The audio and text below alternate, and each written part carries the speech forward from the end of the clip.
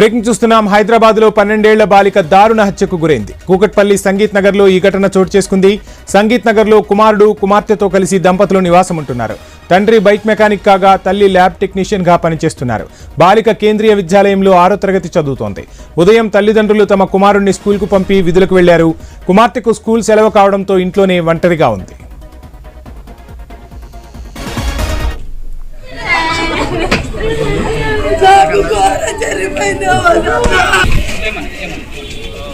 మధ్యాహ్నం 12:30 సమయంలో కుమారుడి లంచ్ బాక్స్ తీసుకెళ్లేందుకు తండ్రి ఇంటికి వచ్చాడు. బెడ్రూమ్లో పొట్టపై కత్తిపోట్లతో బాలిక విగతజీవిగా పడి ఉండటాన్ని గమనించాడు. దుండగులు బాలికను హత్య చేశారని గుర్తించి కూకట్పల్లి పోలీసులకు సమాచారం ఇచ్చారు. బాలానగర్ డీసీపీ సురేష్ కుమార్ ఘటనాస్థలికి చేరుకుని పరిశీలించారు. డాగ్ స్క్వాడ్ క్లూస్ టీంతో ఆధారాలను సేకరించారు. బాలిక మృతదేహాన్ని పోస్టుమార్టం కోసం గాంధీ ఆసుపత్రికి తరలించారు. కూకట్పల్లి పోలీసులు కేసు నమోదు చేసి దర్యాప్తు చేపట్టారు. మొత్తంగా కూకట్పల్లిలో చిన్నారి హత్య తీవ్ర కలకలం రేపింది. ఆ కాలనీవాసులంతా కూడా శోకసంద్రంలో మునిగిపోయిన పరిస్థితి. ఇక నిందితులను వేటాడేందుకు డాగ్ స్క్వాడ్స్ని రంగంలోకి దింపారు. తమకు న్యాయం చేయాలంటూ స్థానికులు ఆందోళనకు దిగారు. అభంశుభం తెలియని చిన్నారిని చిదిమేశారు. మొత్తంగా చిన్నారి హత్యపై అయితే విచారణ కొనసాగుతోంది. కన్నీరు మున్నీరుగా సహస్ర తల్లిదండ్రులు విలపిస్తున్న దృశ్యాలు అక్కడి వారందరినీ కలిచివేస్తున్నాయి. ఇక ఐ న్యూస్ స్క్రీన్పై ఘటన జరిగిన ప్రాంతాన్ని మనం చూస్తూ ఉన్నాం.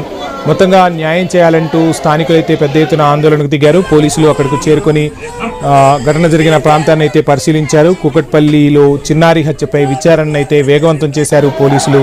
సో మొత్తంగా డాగ్ స్క్వాడ్స్ని రంగంలోకి దింపారు. అభంశుభం తెలియని చిన్నారిని నట్టింట్లో హత్య చేసి చంపేశారు. మొత్తంగా న్యాయం చేయాలంటూ స్థానికుల ఆందోళనలు అయితే వినిపిస్తున్నాయి.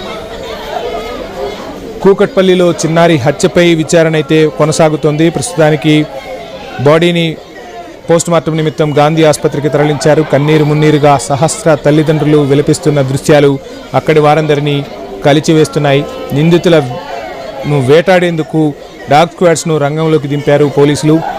చుట్టుపక్కల ఉన్న సీసీ కెమెరాలన్నింటినీ కూడా పరిశీలిస్తున్నారు. సో నిందితులు ఎంతమంది వచ్చారు, ఈ హత్యకు గల కారణాలు ఏంటన్న దానిపై పోలీసులు అయితే పూర్తి దర్యాప్తు చేస్తున్నారు.